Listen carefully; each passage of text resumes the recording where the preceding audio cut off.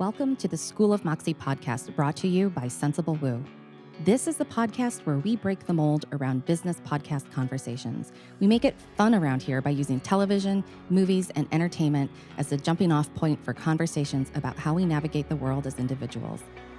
I'm your host, Mary Williams, and I've been an online creator since 2010. I've seen a lot of trends come and go over the years, but one thing that has persisted is a struggle among entrepreneurs to connect more authentically with their audiences. As a business systems process and operations coach, I've seen how much my clients and subscribers have benefited from learning how to incorporate their fun sides. So we're going to demonstrate this for you here on this podcast through analogous thinking. Not only that, but we're using media and entertainment as the lens through which we reflect on our own desires and strengths. Fiction is the vehicle that gives us words to articulate our value systems and tells people who we are. I find that a lot of my audience, and probably yours as well, struggle to find words for their problems until they start thinking about how to use analogies. Analogies help us build bridges between something we can describe into a new area that we are in the process of developing. As humans, we are a languaged species, which means we find context and meaning in our lives through the ability to put our feelings into words. This podcast is going to help you normalize this process and see how it's done in real time as my guests talk through their own experiences in relation to the episodes they've been assigned for this show. Our first season of this podcast is centered on the first season of the HBO original series, The Last of Us, based on the video game of the same name. Consider this your official spoiler alert. On this podcast, my guests are going to jump right into the conversation, and we are going to spill all the tea on the story and the plot. So if you enjoy being surprised, I encourage you to watch the episode first before listening to our discussion. Before we get into this week's episode, have I told you about the weekly readings that I create for entrepreneurs just like you each and every week? I am an Akashic Records and Tarot reader, and I've been giving clients intuitive guidance coaching for just about 20 years now. That's a long time. I know that most readers out there don't focus on your business needs, so that's where I come in. Readings with me are only about your business development, and it helps you feel more aligned with your intuitive messages so that you can incorporate those gut feelings and inner knowings into your business data for better results. Click the link in the show notes and subscribe to my weekly email updates where you can get a free reading sent to your inbox every single week. If you want more, you can subscribe to the weekly extended readings, which are just $9 per month and help you get focused on your business energy every week. No more Sunday scaries. You've got this better in hand than you know, and I'll help you see it. Now let's get watching and talking. Welcome to the second of a two-part episode featuring Renee Bowen. It's been a few weeks since we heard from Renee, and I'm so excited for you to hear the rest of our discussion. When we recorded this, Renee's insight was so good, I knew that I needed to include it in the opening week for season 1, in addition to my original plans of having her help wrap up the first season of discussion. Renee dropped a lot of amazing truth bombs during this conversation, and if you haven't yet listened to the first half, you'll find that at the beginning of this season's episodes. We dove right into an analysis of celebrity and how entrepreneurs chase or avoid visibility and fame. What I encourage you to do is think about how you relate to the entertainment that you consume, especially now that you've watched The Last of Us, along with my guests and me. How does your perception of a well-oiled media machine influence your choices as a business owner, for better or for worse? This television series has so much to offer us in discussion, based on the fictional story alone, but the business side of it is just as impactful. Let's rejoin Renee for the rest of her time on the mic. As an entrepreneur, I have found, a place for me. But I get that question too from a lot of my audience, my clients. Yeah, I got one this morning in my coaching group. She's like, how did you get to be this confident? And I was like, okay, well, first of all, I'm 52. Let me just start there. You need some ears. Okay. I was not always like this. And definitely not. And it goes back to like those years of messing up, years of experimenting with things too. Yeah. Like you've got to create contrast, right? Like you got to find out what you like, what you don't like, and what hits, what doesn't hit, what feels good, what's aligned with you. And that's always what I'm going to come back to with people too, is what feels good to you? Like, because what feels good to you may be very different than what feels good to me. And I'm never going to tell somebody, you have to show up 3 to 5 times a day in video and do this. Mm-mm, And no, mm-mm. absolutely not, because that's going to come across very inauthentic. Yeah. I think the overly formulaic Mm-hmm. branding, the interesting thing with actors, and you see it with this show, that I think a lot of people forget when they haven't had a lot of exposure to people in the industry, as you and I have done, is that you are a brand. You are a business. You are a walking business on 2 legs. And I think if our entrepreneurs thought of themselves a little more like actors, I think some of this branding stuff would click into place. It gets uncomfortable real quick because you're like, well, that's real personal. It's really Yeah. personal. But you are it. Well, they get PR training too. Yes. And that's a big part of it. Mhm. They didn't also just pop out of the womb knowing how to talk. And honestly, not all of them are super charismatic. No. A lot of them are actually painfully shy, and they've had to work on that, because Yeah. part of being in films, and I know this from my husband, you have to be able to promote it. Press is half of an actor's Yeah, job. yeah, exactly. But a lot of business owners don't realize that Well, it's so funny, that is like part of it. yeah, like, for actors, if you really know what they do, press is half of the job. And for entrepreneurs, I would argue that messaging is half of your job. Yeah. I always tell people, don't go into online business if you don't wanna write copy. I was like, "You are gonna write so much goddamn fucking copy." And if you don't like writing, because I know people and they're like, well, how can I get around it? Well, maybe I can do this. And they're like, maybe I'll have somebody write it. And I'm like, okay, so what are they going to write? What's your voice? How do you say? And they don't have answers. And because you've got to know who you are. Yeah. A consistent core, at least, message that you can repeat it over and over and over again in many different ways. That's the other thing that a lot of Yeah. people don't realize, is that we overthink stuff a lot, right? Mhm. Most of my audience does. And usually it's because they are really oversaturated by watching what everybody else is doing, right? Yeah. First of all, stop marketing to your peers, because they're not buying your stuff most of the time. Yeah. That also happens a lot. But they're oversaturated, so it's really easy to get stuck in that. Just bring it back down to, okay, what is my core messaging? What am I about? Do you have that lined up? Okay, well, how can I express that in cute, funny, interesting, Mhm. educational ways? This is why I love that you said that, because it's making me think immediately. I'm like, this is why I love looking at material that isn't inside of business, because it shows you the example so clearly, because otherwise you get all twisted around and you start overthinking it. We're talking about celebrity and fandom. If anybody here wants to be a nut, go on YouTube and watch the interviews that Pedro Pascal does for The Last of Us season 1. And he tells the same stories again and again. He's got that famous story, well, famous to me, Mhm.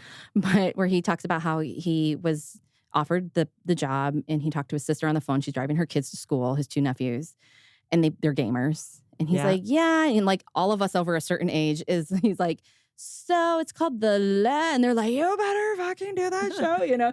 And he tells the story, and it's a little different depending on who interviews him, who's in front of him, what group he's with. Sometimes it's like way over the top, and sometimes it's not.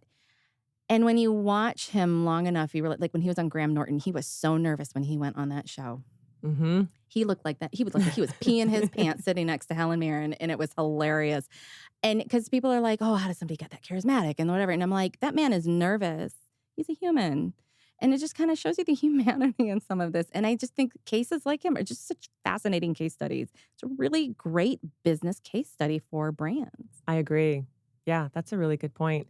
He also is just so, like you said before, really comfortable in his skin. And at the end of the day, I think he knows he can sort of just rely on a little bit of his charm, Yeah. you know? Hmm. I think especially now, maybe not in the past, but now I think he has a little bit of that awareness of like, okay, I kind of just need to show up and be me. Yeah. And that's kind of all, but you're right about telling the same story. And that's something that I tell people all the time is, you don't have to reinvent the wheel all the time, right? You just have a core message, a brand voice, and say it in a lot of different ways, Hmm. depending on who you're talking to. Hmm. I mean, know your audience, obviously, but make people feel something with it. Yeah.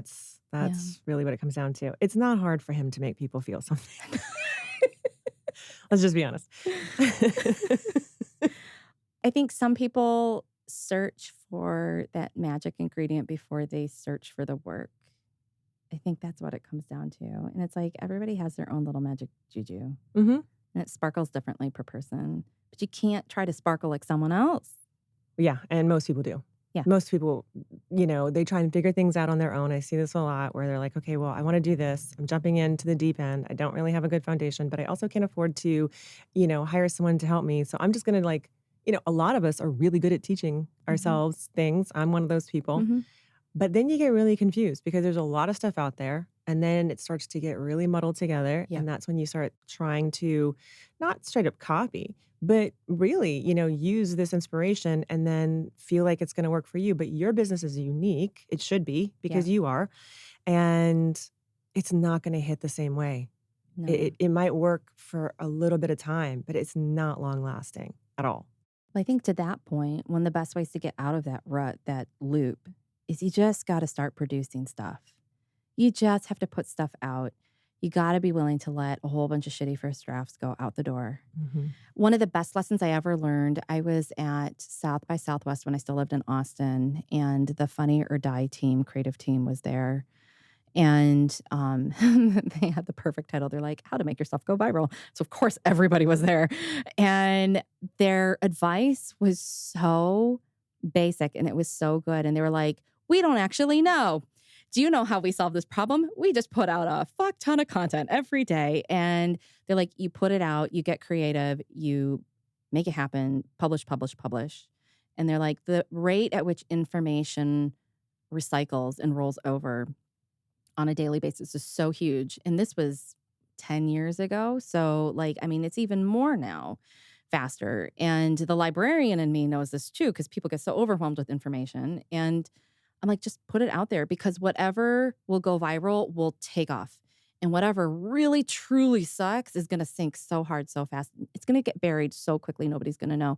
And I think people are so worried about like, well, how am I going to Mhm. look? And and it's like, you've got to stop comparing yourself on one sense to like all these celebrities who have teams of people. They are a business. They've got stylists and they've got wardrobe people and they've got, whoever.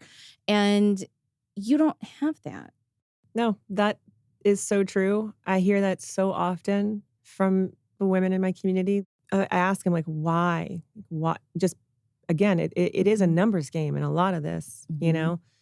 And to that point, we can also speak to being an actor. I mean, it's a numbers game. I think Harrison Ford said it years ago. My husband has talked about this often because he's been in this business a long time, and he's like, Harrison Ford always said, he's like, "If you just stick around long enough, there's not gonna be a lot of people left." It's true. Longevity says something. You know? Yeah. You gotta kinda stick with it and be willing to stick with it and be willing to see what works, put stuff out that isn't perfect, Yeah. let go of that perfectionism. That's really, like, rampant in my community, at least, and, we hold ourselves to, like, this insane it's usually from unconscious programming as kids, Yeah. right?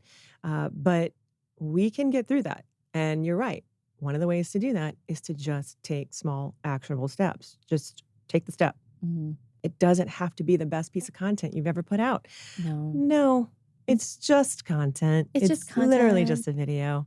I'm such an entertainment nut. I watch a lot of content, and every single show, every single season, every single series has a standout episode, and then there's one that's like, "Wah, wah, wah." Yeah. Every single one. And, there's so many people who fell in love with Bill and Frank on this show, and, like, total standout episode. And then there's a couple others that are a little like, we're kinda searching for something here. Like, it sets you up for maybe something bigger, but it's not the standout episode. And the same thing's true of all the content you put out in your brand. Everything cannot be a winner all the time. Otherwise, everything's just bland all the time, Yeah. you know? I mean, I think about since blogging, how many words I must have written over the years.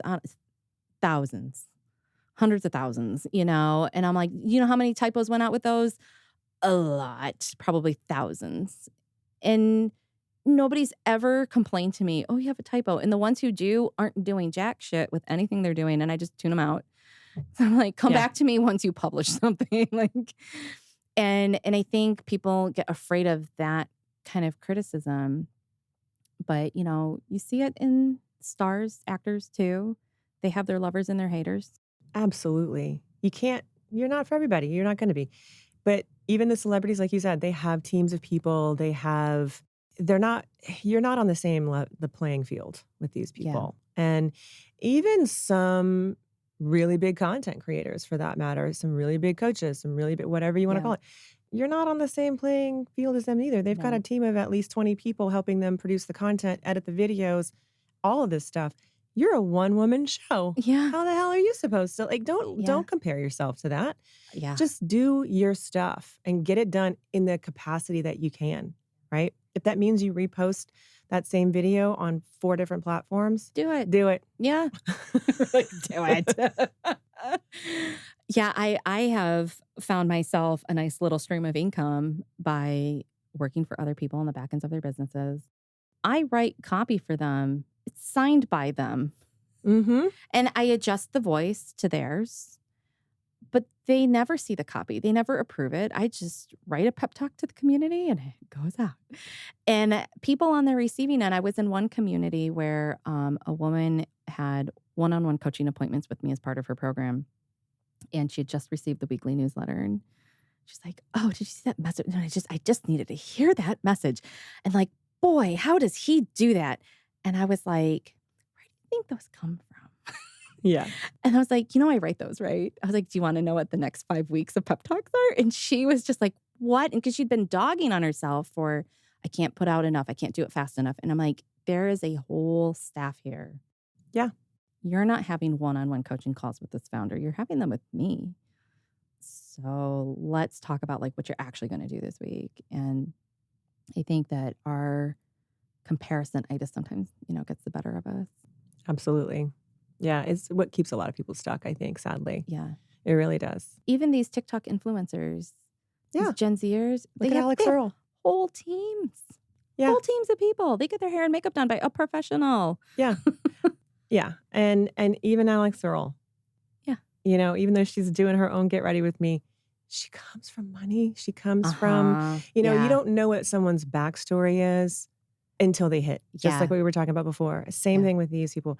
There's a lot of prep work that goes into that. There's probably a lot of stuff that didn't work for a long time. Mhm. And then it did, right? And you don't know. You don't know what people are either struggling with or building Mhm. underneath that surface. Mhm. What's important is to really stay in your lane, Yeah. and it doesn't matter really at the end of the day. Yeah, there's time for inspiration and, to pick apart TV shows and see how, you know what I mean? Like Mhm. there's a lot of fun, Mhm. but at the end of the day, you got to really stay in your lane and know where you're going. A lot of people don't know where they're going, and that's a big problem. No, they don't. Which kind of leads me into the next point I really wanted us to talk about, because we're talking about there's no such thing as an overnight success. And so I want to know, like, why do we cling to this idea that our businesses and brands should pop faster? Because we just talked about like all the work that goes into them. And I think when we see somebody break the mold or disrupt the industry, that's a long time coming. Very. And I mean, I've had a unique position, I think, because I have had a front row seat. My husband's by no means an A-list actor, but he's been on many TV shows Yeah. and he's worked for a long time. So I see the other side of the business. I've Mhm. seen, and he also does a lot of voice acting for some big games. Yeah. So, and that's a whole different world completely. So as a side note, I just really love that they also used Yes. the voice actors The voice in this. actors. It was That was so big. great. Like to see how they treated them Oh. and even like spoke to them on Uh-huh. the podcast. Yeah. And that is not the norm. Just so No, it's not the norm. I thought there was so much loving intentionality from soup to nuts in how they produced the whole Yeah. thing, which I think is part of the reason why I really loved Yeah. this as it's something to examine, because I think in our businesses we strive for that. And it's such a great example of a place that did it really, really well. Yeah, it's that high touch service, right? Like Yeah. really when you look at it from that perspective, it's catering to not just their game fans who might know these names, Yeah. but they're also giving back to these actors who gave so much to the game. So much. But they also draw these nice bridges for other people to come Mhm. into the space. So somebody who's really struggling, a gamer who's really struggling to get on board with the TV show, is probably a Troy Baker fan. Is probably more likely to pick up the podcast because he's the host, because they've Mhm. made him the host. Mhm. And then he's dissecting the whole thing and helping them build a bridge to make them, understand that, like, it doesn't have to be exactly the same. Maybe I Yeah. can watch this. And then there were some things that were just so, like, incredibly magical, like having Ashley Johnson be Ellie's birth mother. They look alike. They It's look so so much weird. alike. Well, and that was really, I love that episode because they were talking about that when they were speaking to her about it. It was the first thing, because I didn't, like, again, I didn't know a lot about the games. Yeah. And until I listened to that podcast, I didn't even really know a lot of that context. And I also was like, oh my gosh, she looks just like her and she speaks like her. And Mhm. why? And they were like, that's by design. You created this character. Like, Mhm. you took this character, to hear them tell her, like, you took this character and made it what she Yeah. made Ellie in the game what she is. And so you really are her mother. Yeah. I was I like, oh know. my God, chills. Like, that was just so cool. So anyway, that was just like a little segue there. Yeah. But to get back to your question, sorry. It's a perfect segue. I love it. I'm like, let's talk about Marlene. Like, let's go. I love that when they interview her on the extras, she was like, time has passed. She's like, I've aged into the visual of this character. I can finally actually embody this and Mhm. in real life. And I thought there was just something I know. so special about I it. know. Yeah. I know. It's so awesome. But I think that this whole overnight success thing and in businesses, how we really cling to that, like you were talking about, like, Yeah.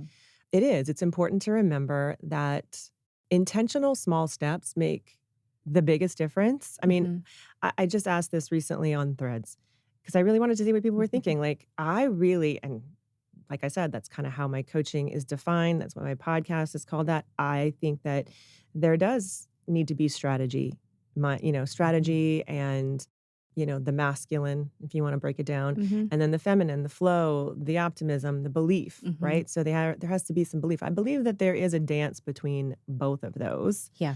I don't feel like exact balance is probably something we should No. seek to achieve, because the scales will always be tipped no matter what we're kind of going through. But what comes first, right? And it's Yeah. been interesting to see what a lot of people are saying. Yeah, I think that is true. I love thinking about the balance point. I always think of, like, the natural seasonal cycles and the equinoxes of our years are balance points. And it's like, it's a day. Mhm. It's a moment, really. And then the rest of the year, everything's technically out of balance. Yeah. And that's the way it's supposed, and it's like, what season am I in? What am I feeling? Yeah, for sure. But I think that being able to commit to putting in that Mhm. intentional work is really, really important. Mhm. And to not to try your best to not focus on wanting to be the next big thing. To look instead of, like, okay, how can I serve my clients better? How can I show up for them better? How can I, make them feel a part of my community? Yeah. And how can I get them to be feral for my brand, instead of feeling like, okay, I want to be the next big thing? Well, to get them feral for your brand, you got to get them to feel something, and Mhm. also to feel a part of something, to Yes. aspire to want to be a part of what you're doing. Yeah. And to do that, it can't be just about you. Well, this brand property of The Last of Us gives people that. These gamers, they are like, I play it, you play it. We are part of this community that plays it. People who watch the show really got into it because there's a lot of people who rejected it and they're like, I don't want to. Mhm. No, thank you. And the people who watched it are like, you saw that episode too. I mean, you and I did. Yeah. Yeah. It was like, what just happened. And I think it's why people are rabid fans over any number of shows out there. We can't just put things out and just expect other people to do the work of interpreting it and giving it meaning and context. It's our job.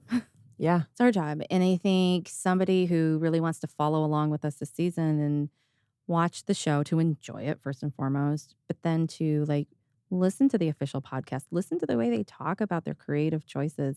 It gives you so much valuable data and insight on how you do or don't do things in your own business. And they even talk, I love that at one point they even talk about how they have a budget. They were like, yeah, there were these things we want to do. We wanted to like go around the world and show all these things. And like, yeah, we don't really have the budget for that. But Yeah. they came up with the next best thing. They, started with a cold open on episode 2 in Indonesia. And that's such a beautiful part of the show.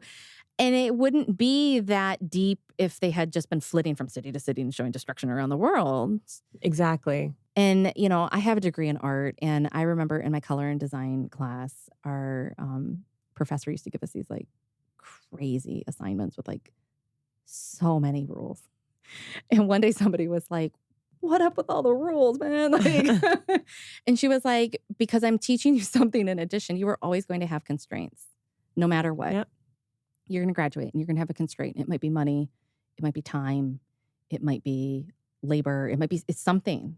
You might be out of creative juice, And she's like, there's always going to be constraints. And you have to start to learn how to exercise your creativity within constraints because you're never not going to have them.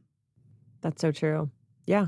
And that's usually what pushes you to genius is those limitations, those constraints is, and we're obviously most often out of your control is, okay, well, how can I make that work? How can I actually figure that out?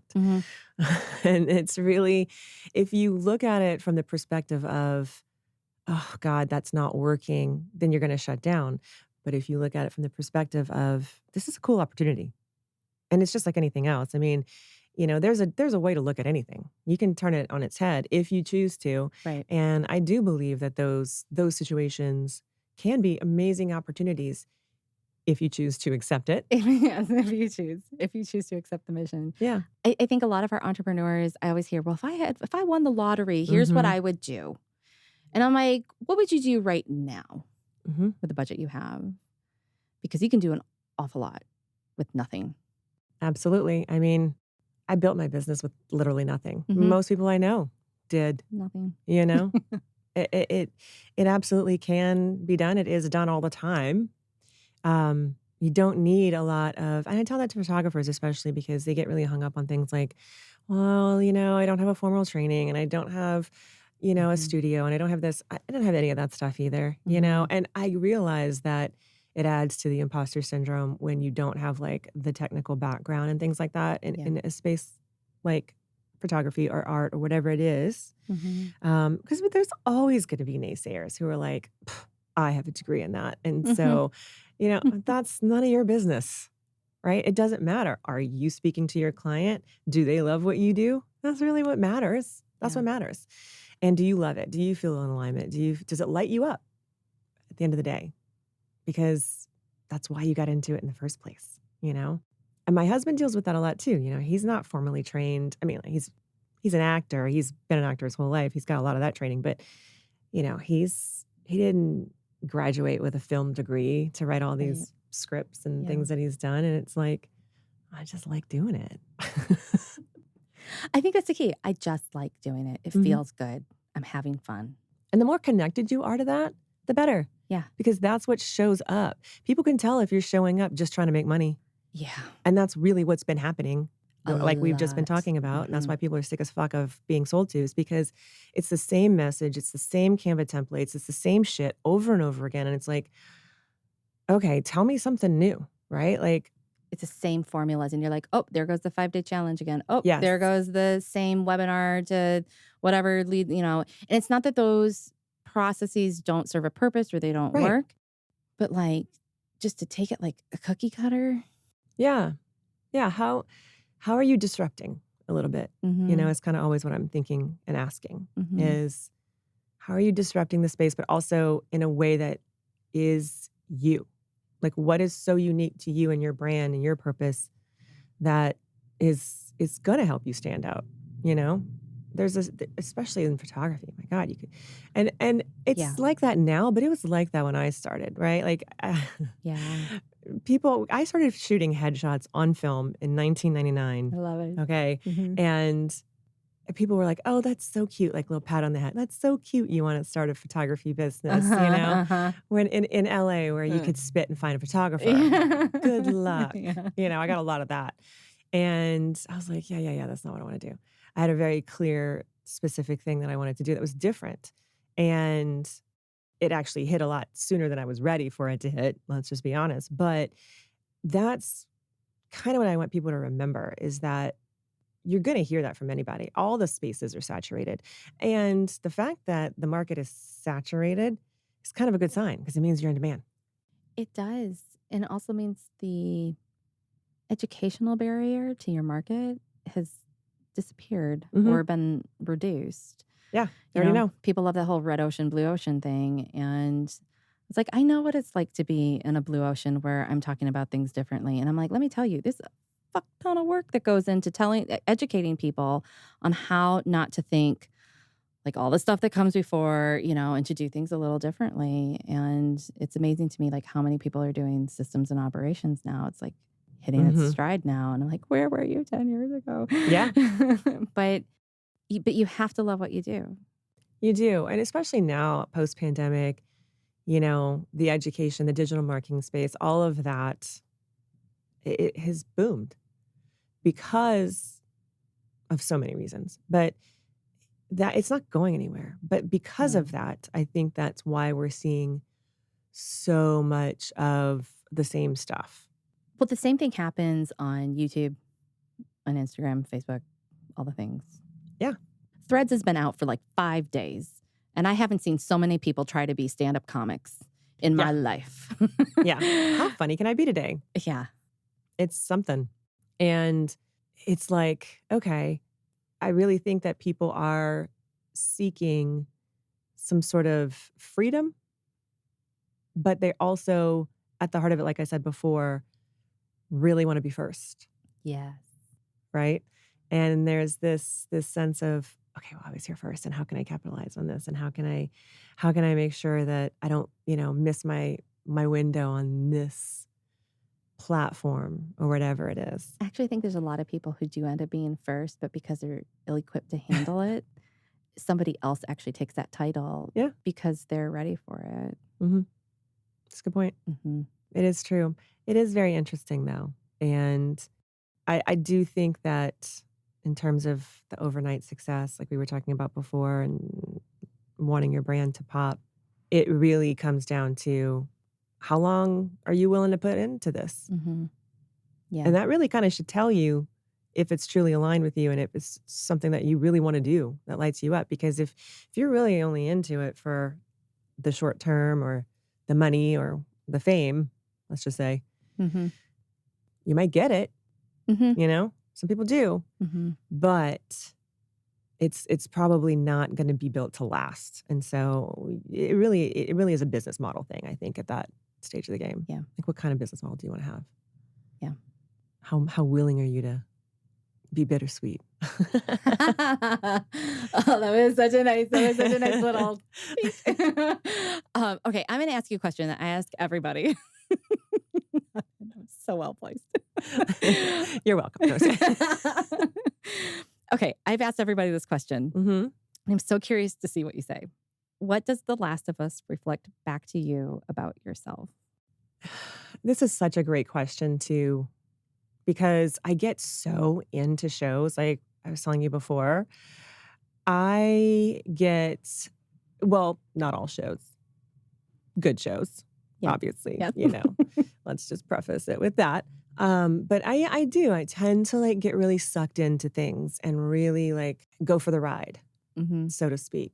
So, while I was watching it, I don't really, think I was introspective enough to think about that, right? I Yeah. wasn't thinking about, No, like, you're, like, in it. Yeah. how is this Mhm. gonna relate to me and or my business or my life or or any of that stuff. I was just like, "Oh my god, what's gonna happen to them?" Because I didn't know. I didn't know. They're like, "No, don't go that way." I was like, "What are they doing?"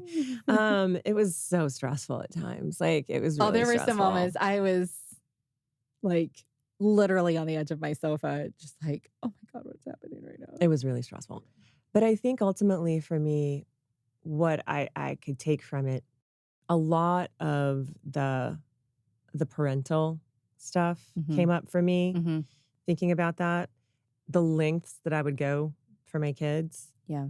is, and it truly is it's a scary place to be when you think about the world has not been stable for a while. Let's just say that.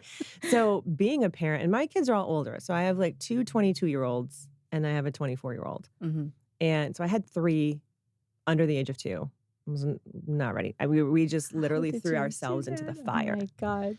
Yeah, we actually we were dating. Well, let's just say that. We were dating, got pregnant with my first, and we were like, okay, this sounds like I was 28, and I was like, Mm-hmm. okay, let's just figure this out. We ended up getting married a year and a half later, and Mm-hmm. then literally not even a year and a half, but like right after we got married, I got pregnant with the twins. And so it Mm-hmm. was like, oh, I guess we're doing that. So I remember telling my gynecologist when she was doing the C-section, I was like, burn it, cut it, do whatever you need to do. Like, make this never happen again, please. I only wanted two kids. I love that you had Saturn return babies. Oh my God. Yes. I was 30 when the twins were born, and I was 28 when my oldest was born. So it was just like, it was Yeah. hard. Okay. Yeah. And it was the year, like there was an actor strike that happened that year too. Oh. So that was super fun. Mm-hmm. Yeah, it was really tough. So my kids were older, and I feel like most of their lives has just been really like, especially their teen Yeah. years. Most of their Yeah. teen years has just been really a lot. It's been really a lot. Mm-hmm. And it's so difficult as a parent to separate yourself from their journey. Like my husband and I always been on the same page, from the very beginning that they're not ours. Mm-hmm. First of all, our oldest has autism. So when you are Yeah. a special needs parent too, you really go through a completely different thing too. Like Yeah. you start grieving for a child that isn't dead Yeah. because you're grieved for a life that you thought he was going to have that he absolutely is not. Right. And you get to see him treated very differently Yeah. than you hoped he would by the general public. Mm-hmm. So you tend to want to put him in this bubble more so than you want to put your kids in general in a bubble that already happens. Yeah. And so we've always said, they're not ours. They're not our possessions. They're going to be who they are. They're going to be, they're just on loan. We're here to help them be the best functioning adults they can be Mm-hmm. and not go to jail. Yeah. And they're going to be in therapy. That's just going to be what happens. I literally, when they turned 16, we were like, you get a therapist, you get a therapist, you get a therapist. Have fun. That was honestly the best gift we ever gave them. But I think that it really is reflective to me. The show it showed me some things about myself, I think, as a parent. And I don't really like to think, like I'm a very melancholy person. And so that book, Bittersweet, really did hit me. Yeah. But I'm not an aggressive person, I would say. Aries moon, we like to call it big dick energy. So yes, I do have that. But it's not the same. I'm not like an aggressive. It is not the same. An Aries moon is not the same as an Aries sun. No, it isn't. No. But we always laugh because Tony Robbins has an Aries moon, and I'm like, yes, that is. But you wear it so much better, may I say? And it's funny because both of my twins have Aries moon too. No. Yes. So, and they're all Libras. All my kids are Libras, all of them, and I am a Libra rising. So it's really interesting. This whole it's fascinating. So I'm not like an aggressive person. I'm not like the kind of person who's going to go out and like start fights and you know what I mean? Like, for the most of my life, I've probably been pretty passive and I can use my words to get out of situations. But when it comes to my kids, like that scene from This Is 40 when she goes into and she like tells the kid off. Yeah, that is me. I literally came this close to doing that. So, so I think this show really showed me like how far would I go? Really, where does that line blur between like protecting them and also letting them be who they are and fulfilling their destiny? Yeah. And I mean, what if their destiny means that they are being harvested and, killed for a vaccine? Like, oh my God. Uh-huh. Yeah. It made me think about some things I didn't like to think about. I'm gonna tell you. I think what's so interesting when you're talking about the parental journey is, when you look at the show as sort of like that reflection back to you, Ellie's mom immediately treats her not as her possession. She's forced out of circumstances Yeah. not to. And then through chosen family, in the end, Joel, I guess, kind of treats her like a possession in a way where he's like, Mhm. mine. I'm not Mhm. letting this go again. This is not going to happen Because again. of what happened too before, Yeah. so it is an exploration of trauma as Mm-hmm. well, Oh, yeah. Yeah. which and like the showrunners have said multiple times, literally about love and the power and also the detriment of it Yeah. and how it can turn you into someone different, and Mm-hmm. it can absolutely take you down a road you never would have gone before, Mm-mm. and you would never even would have thought about before. And it Yeah. is very different than the love between like, my husband and I always talk about that. We're like, we love each other very much, but if it's come between you and the kids, you're going down. I mean, You find your own raft. like, I love you so much, honey. But, and it is different though, when it comes to that. And now, especially watching them fly and be adults and make so many fucking mistakes that you can't believe they've made, and just being there to be like, okay, well, let me know how that turns out. Let me know if you need some help with that, but that's on you. It's a Okay. lot of trust. Good job. It's Yeah. amazing. Yeah, it is. And a lot of trust in yourself too, I think, Yeah. which ultimately I think the show can also reflect back as, not just what you would do in the event of a fungal pandemic, Yeah. like that's scary enough for me. Like my anxiety took that and ran with it, by the way. It was like, oh my God, like this could actually happen, which I think is Yeah. another reason why so many people have, taken hold of this Yeah. IP so much. Well, and I think that we came out of a pandemic, Mhm. and to see this one, and the showrunners talk about it, to see it reflected like it could be so much worse, Mhm. is a real reality. Not to diminish the pandemic we went through, but when the stakes are honestly higher, it makes you think about your values a lot more.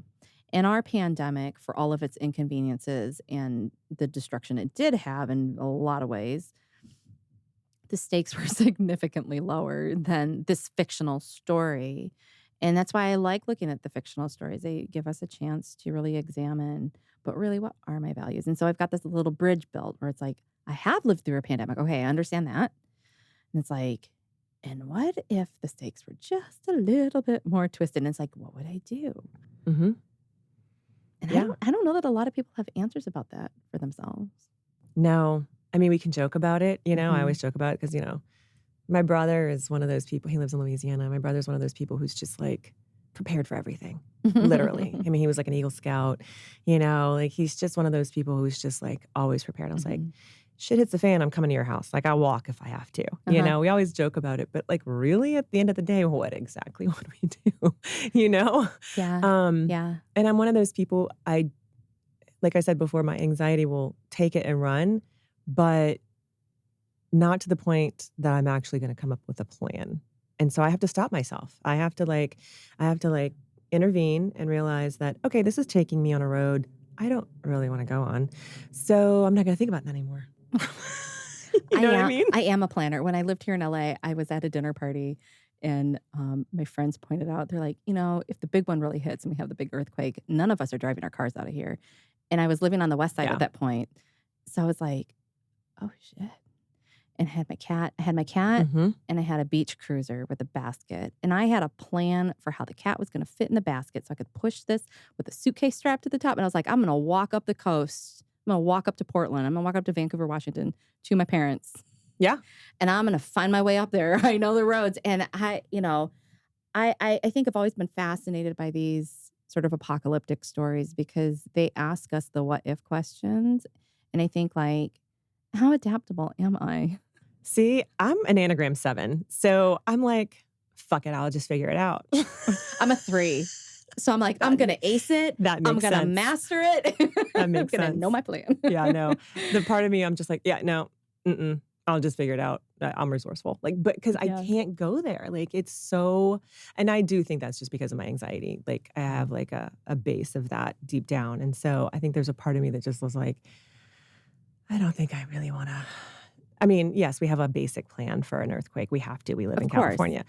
But at the end of the day, my husband and I both are kind of like that, like we're going to figure it out. We always have, we always will. Mm-hmm. It's going to be fine. It's going to be fine.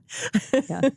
But, I don't know. At the end of the day too, I think another thing that I could probably take away in terms of business too from the show is that, and it's something that I always kind of remind my clients of, is that your business is really kind of a reflection of how you feel. Mm-hmm. And so not just like how we were talking about before about getting your clients to feel something, but like, how do you feel, right?